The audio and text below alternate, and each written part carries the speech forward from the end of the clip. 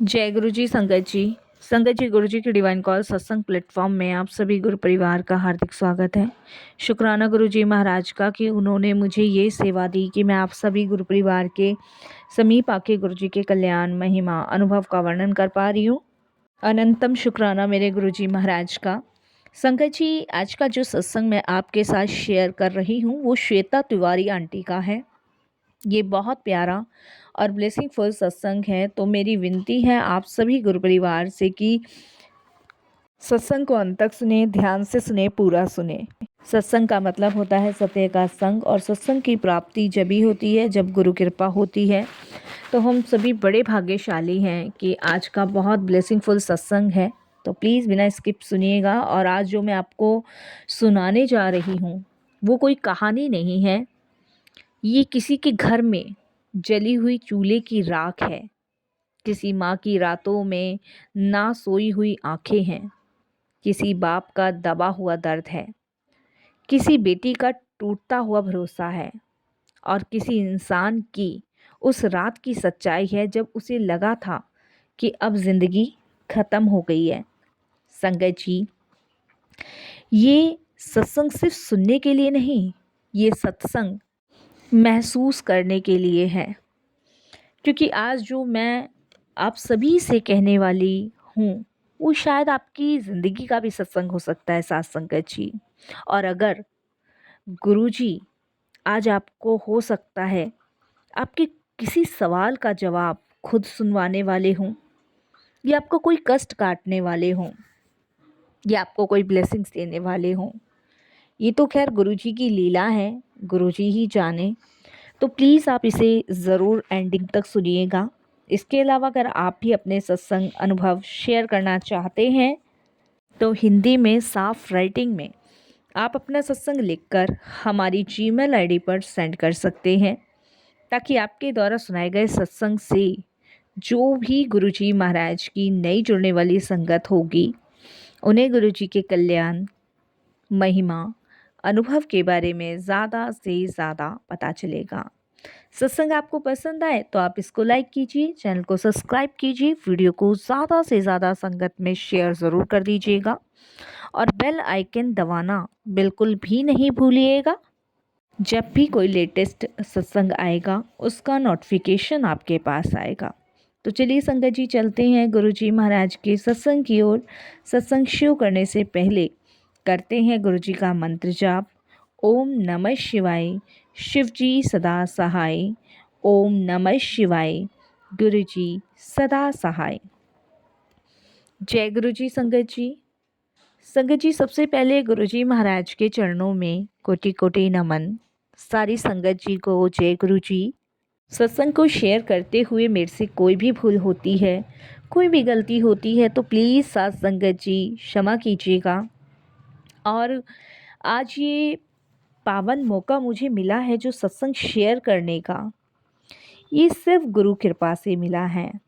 कहते हैं ना संगत जी कि हम अपनी मर्जी से कुछ भी नहीं कर सकते, क्योंकि हर एक श्वास में, हर एक कण में उस परमात्मा का बसेरा है जिसे हम देख नहीं सकते, सिर्फ महसूस कर सकते हैं। संगत जी, मैं जर्नी शेयर कर रही हूँ, ये शायद गुरु कृपा है, और हो सकता है इस जर्नी के माध्यम से आज गुरुजी कौन सी लीला, कौन सा वर्णन मेरे से करवा रहे हैं, ये तो गुरुजी महाराज ही जाने। लेकिन हमारे जीवन में जो भी घटनाएं घटित होती हैं, जो भी परेशानियां आती हैं, वो हमारे अच्छे बुरे कर्मों का नतीजा होती है। और इससे हमें जो बाहर निकालते हैं वो हमारे परम पूजनीय गुरुजी महाराज हैं। संगत जी, मैं भी एक बहुत साधारण परिवार की हूँ, एक ऐसे परिवार की जिसमें सुबह की चाय में भी हंसी हुआ करती थी और रात के खाने में सपने परोसे जाते थे। पर धीरे धीरे सब कुछ ख़त्म हो गया, सब कुछ। संगत जी, एक टाइम ऐसा था मेरे जीवन में बेइंतहा खुशियाँ, बेइंतहा प्यार, बहुत अपनापन, मान सम्मान, सब कुछ था, सब कुछ।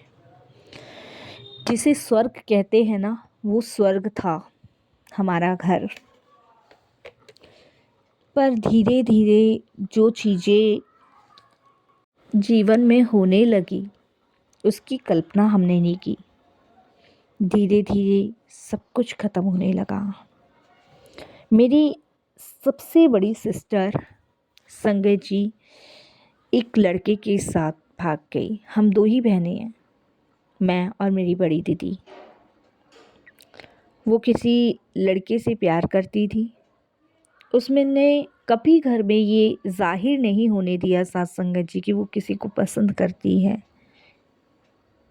नहीं तो पापा तो वैसे भी उनकी शादी करा देते, लेकिन उन्होंने सबसे बड़ा धोखा मुझे नहीं दिया, सबसे बड़ा धोखा उन्होंने मम्मी और पापा को दिया। दीदी के जाने के बाद पापा एकदम लाचार हो गए, टूट गए। और संगत जी, उनका जो काम था वो कौन संभालता।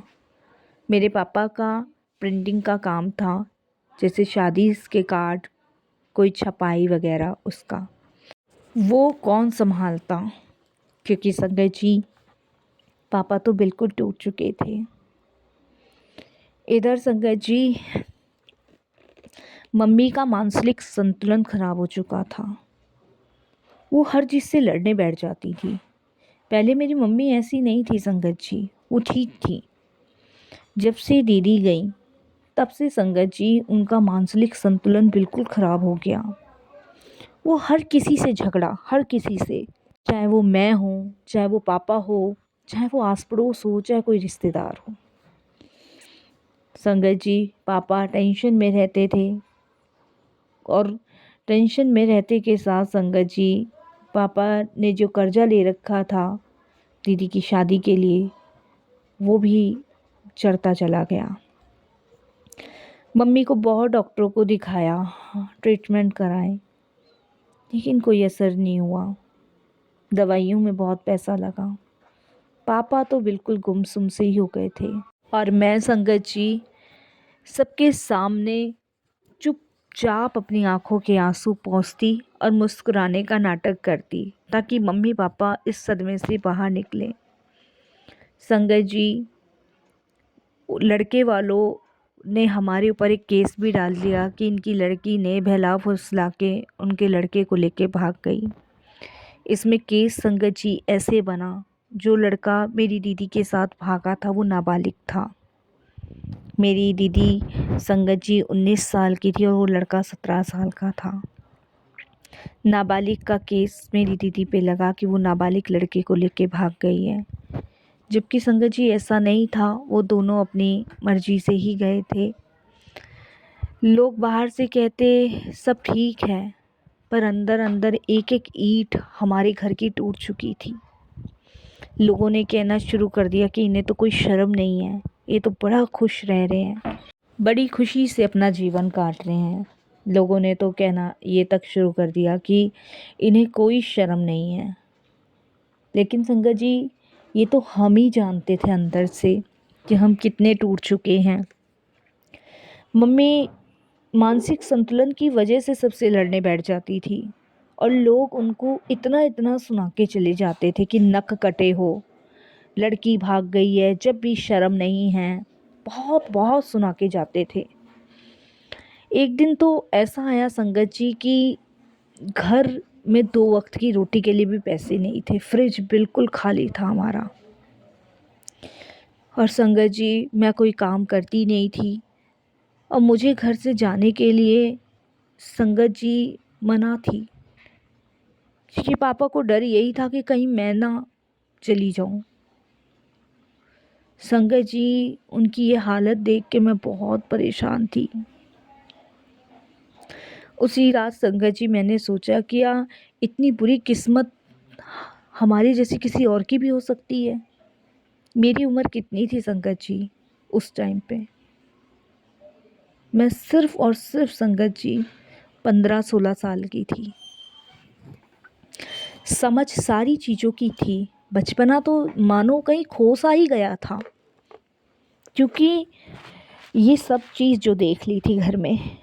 दीदी का कुछ भी नहीं पता चला संगत जी, कुछ भी। पुलिस लगी हुई थी संगत जी। आखिरी में पुलिस घर पे आई और पापा को लेके चली गई। पापा तो वैसे ही टूटे और बिखरे थे, सिमटे हुए थे, और ऊपर से जब पुलिस उनको लेके चली गई तो वो बिल्कुल टूट गए।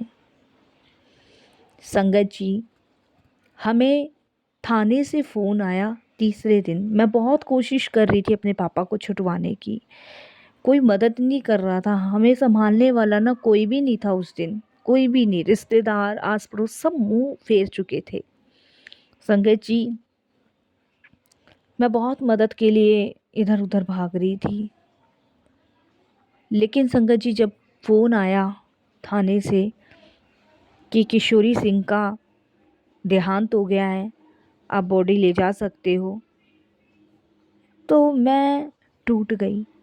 मम्मी तो इस कदर, वैसी मानसिक संतुलन उनका ख़राब था, लेकिन ऐसे में समझ नहीं आ रहा था क्या करूं क्या नहीं। आप विश्वास नहीं करोगे संगत जी, जैसे तैसे पापा का देहांत होने के बाद उन्हें अग्नि दी गई, वो मैं ही जानती हूँ।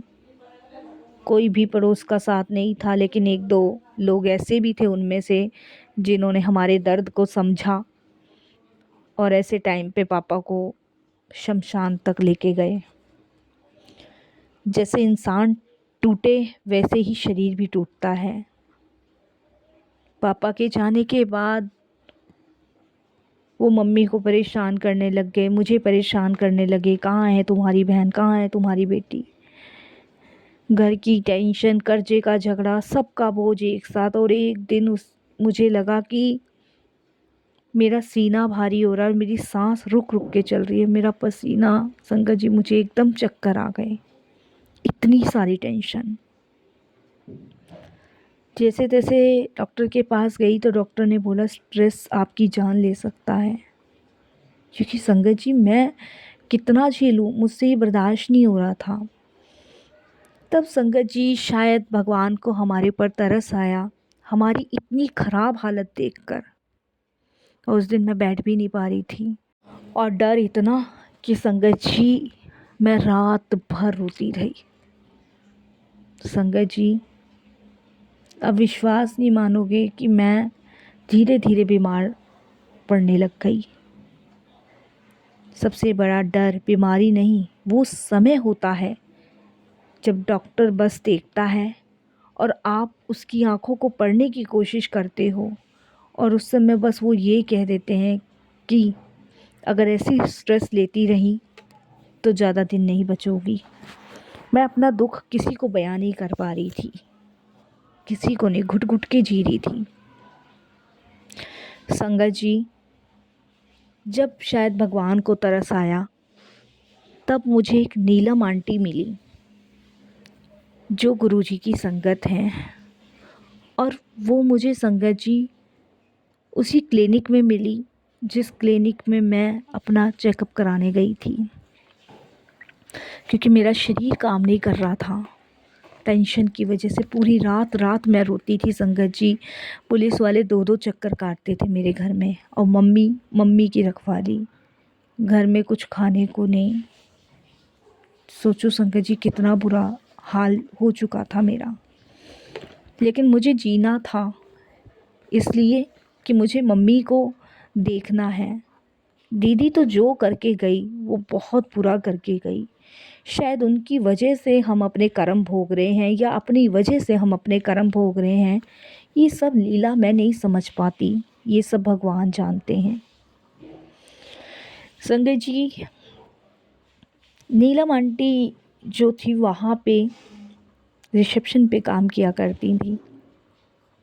मेरी हालत बहुत ख़राब थी, काफ़ी दिन से कुछ खाया नहीं था, तो वो चाय और बिस्किट खा रही थी। तो उन्होंने मुझे मैडम करके संबोधित किया। उन्होंने कहा, मैडम आप चाय बिस्किट लेंगी? मैंने गर्दन हिलाई और उन्होंने मुझे चाय बिस्किट दिया। मैंने संगत जी चाय बिस्किट उनके खाने से पहले खा लिया क्योंकि भूखी थी संगत जी। तब उन्होंने बोला कि आपकी तबीयत ठीक नहीं है, आप अकेले ही आए हो, कोई फैमिली से नहीं आया। तो मैंने एकदम से डरते हुए ने कहा कि नहीं, मेरी फैमिली में कोई नहीं है, मम्मी हैं वो भी बीमार हैं। कहाँ रहती हो? उन्होंने जो जो पूछा मैंने उसका आंसर दिया। संगत जी उन्होंने कहा आपको अपनी मम्मी की बीमारी का डर है इसलिए टेंशन में हो? मैंने कहा नहीं, मम्मी तो मानसिक संतुलन खो बैठी है। मैंने उनको सारी चीज़ बताई, सारी चीज़। संगत जी क्यों? क्योंकि उन्होंने बड़े प्यार से मुझसे पूछा था, बहुत प्यार से। और मुझे लग रहा था कि कोई मेरा दर्द सुनने वाला है, कोई मुझे समझने वाला है। तो उन्होंने कहा कि अभी तो मैं ड्यूटी पे हूँ, तो मेरा नंबर ले जाओ, मुझे फ़ोन करना। संगत जी मैंने उन्हें बोला मेरे पास फ़ोन नहीं है, पापा के पास था और पापा का फ़ोन घर पे है। तो उन्होंने कहा कोई बात नहीं, तुम नंबर दे दो। मैंने अपने पापा के फ़ोन का नंबर दिया उन्हें।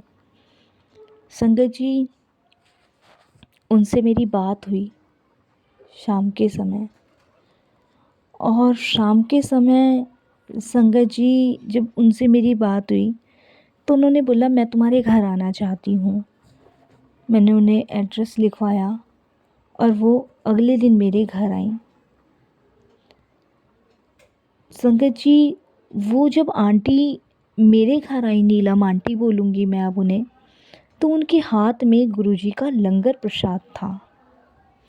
और उन्होंने कहा कि आज वो बड़े मंदिर गई थी तो वहाँ से प्रसाद लाई हैं मेरे लिए और मेरी माँ के लिए। और वो कह रही कि मुझे लगा कि आज मेरी छुट्टी भी है, तो मेरे को लगा कि तुम लोगों को देना चाहिए। उस दिन सोमवार का दिन था और सोमवार को उनकी छुट्टी रहती है। वो अपने हस्बैंड के साथ आई थी। उन्होंने मेरी घर की हालत देखी और मैं बहुत रोई, मेरी माँ को देखा, वो बड़बड़ा रही थी। तब उन्होंने मुझे कहा कि तुम भी लंगर खाओ, मम्मी को भी लंगर खिलाओ, और देखना सब कुछ ठीक करेंगे गुरुजी। और वो कुछ पैसे भी दे के गई और उन्होंने कहा कि मैं तुम्हें अपने हॉस्पिटल में कुछ काम दिलवा देती हूँ। सोचो संगत जी, ये गुरु परिवार की संगत है। पहली बार संगत जी मैंने घर में चैन की सांस ली, राहत महसूस करी। पहली बार संगत जी उस लंगर को खा के मेरी भूख शांत हुई, मम्मी शांत हुई। मेरी भूख में वो बहुत बड़बड़ाती थी। संगत जी उससे अगले दिन दोपहर में मुझे एक सपना आया कि कोई मंदिर है जहाँ सिंहासन पे कोई बैठा हुआ है और बहुत भारी आवाज़ में मुझे बोल रहा है डर मत, तेरा बुरे कर्मों का हिसाब मैं ख़त्म करूँगा। मैं उठी तो पाया संगत जी कि मेरे सीने का भारीपन गायब हो गया, सांस सामान्य हो गई और मन शांत हो गया। शायद वो लंगर में बहुत शक्ति थी। संगत जी ये उस समय का संकेत नहीं था, उस समय की ब्लेसिंग्स थी कि मैं हूँ, तू अकेली नहीं है, मैंने संभाल लिया है। संगत जी वो आंटी को एक माध्यम गुरुजी ने बनाया। उनकी वजह से उनके आर्यन हॉस्पिटल में मुझे नौकरी मिली, जहाँ पे संगत जी मैं काम करती हूँ, क्लिनिक की सफाई करती हूँ। क्योंकि अभी तो संगत जी मेरी पढ़ाई भी पूरी नहीं हुई थी, तो इसीलिए मैं क्लिनिक की सफाई करती हूँ। आंटी मुझे और मेरी मम्मी को बहुत बार गुरुजी के बड़े मंदिर ले जा चुकी हैं। उन्हीं के आसरे जीवन बदला।